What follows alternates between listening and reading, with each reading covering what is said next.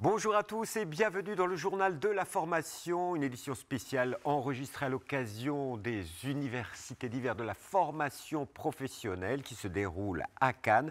Avec nous Alexandre Carpentier, bonjour. Bonjour. Vous êtes président associé du groupe Axis Moveus. Alors, vous êtes dans la formation, c'est un nouveau groupe, Axis Moveus, mais Axis a une longue histoire. Oui, Axis est né en 1993 et travaille sur des dispositifs d'orientation, transition, reconversion professionnelle pour les actifs salariés, mais aussi et surtout pour les demandeurs d'emploi, puisqu'on est un des principaux opérateurs d'accompagnement pour Pôle emploi et au gré des marchés d'accompagnement des demandeurs d'emploi.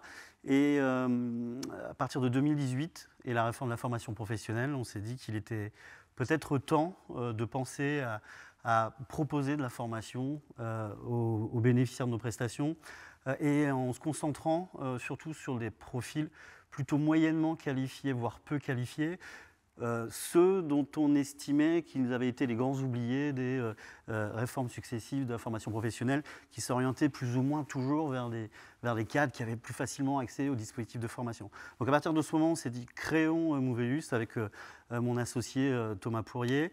Et puis on a profité également pour créer une structure numérique qui s'appelle Genka, puisqu'on est des gros consommateurs de plateformes numériques, et Axis et Moveus. Donc on a bouclé la boucle avec cette ESN. Parce qu'il y a un formidable enjeu dans les années à venir pour vous sur les publics peu et moyennement qualifiés. Là, ils ont été oubliés. Il faut vraiment retravailler sur ces publics, leur proposer. Il y a des lacunes encore ? Il y a énormément de lacunes. Alors, avant même de parler de 2030, parlons déjà de maintenant.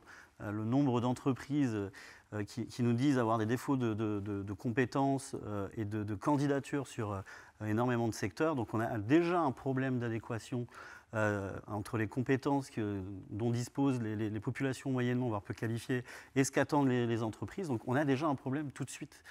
Et sur des métiers qui sont plutôt des métiers historiques, qui ne sont pas appelés à évoluer extraordinairement, mais dont on a besoin tout de suite.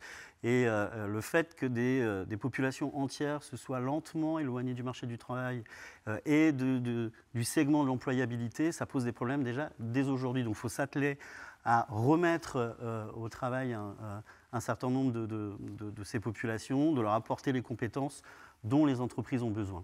Et demain ?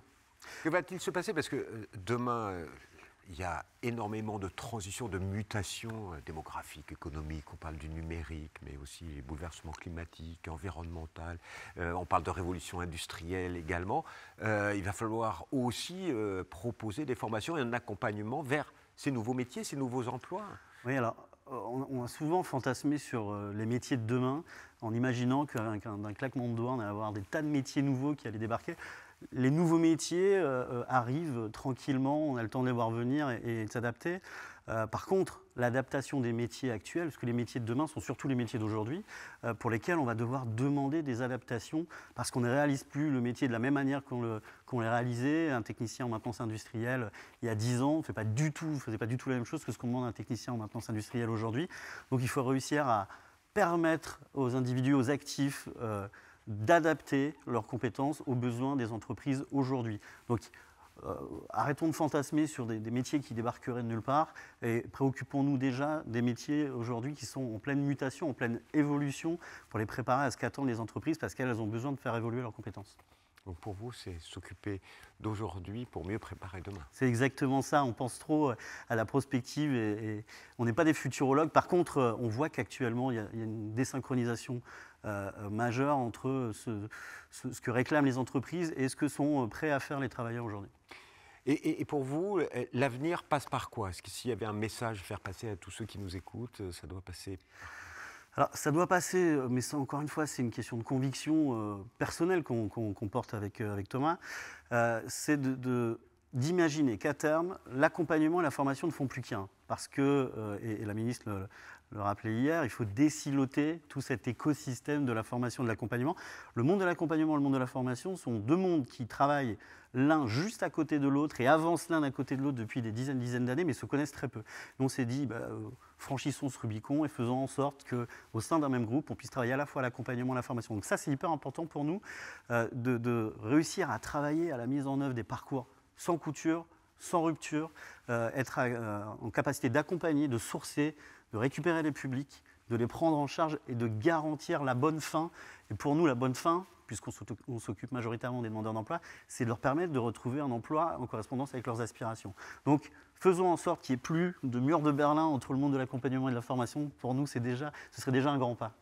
Et je le sais pour vous avoir entendu le dire, c'est qu'il faut prendre en charge les personnes le plus vite possible. Ça, c'est super important, on l'oublie souvent, mais entre le moment où une personne perd son emploi et le moment où elle va en retrouver un, il faut réussir à prendre en charge une personne dès qu'elle a perdu son emploi, parce que plus vous restez éloigné du marché de l'emploi, même si vos compétences ne sont plus obsolètes, vous allez développer une perte d'estime de vous, vous allez perdre confiance, vous allez vous éloigner du marché du travail.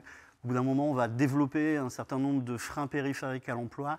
Il y a pour nous ce qui s'appelle à un moment donné un effet falaise, c'est-à-dire on se recule le marché du travail en se disant on va y arriver, mais on s'éloigne, et à un moment donné, on s'effondre.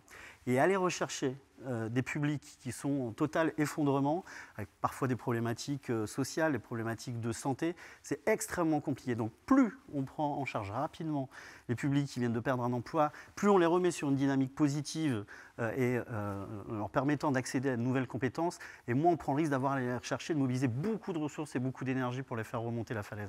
Et on réussira à former tous les publics pour les métiers de demain en 2030. Merci beaucoup. Si j'ai bien compris, prise en charge rapide et avec un tandem sur l'accompagnement et la formation. Vous êtes un excellent ambassadeur du groupe, merci. Et pour cela, il y a une bonne adresse, c'est www.groupe-axis.moveus.fr si vous voulez avoir plus d'informations et vous mettre en contact avec Alexandre Carpentier et son associé. Quant à moi, je vous dis à bientôt pour un nouveau journal de la formation.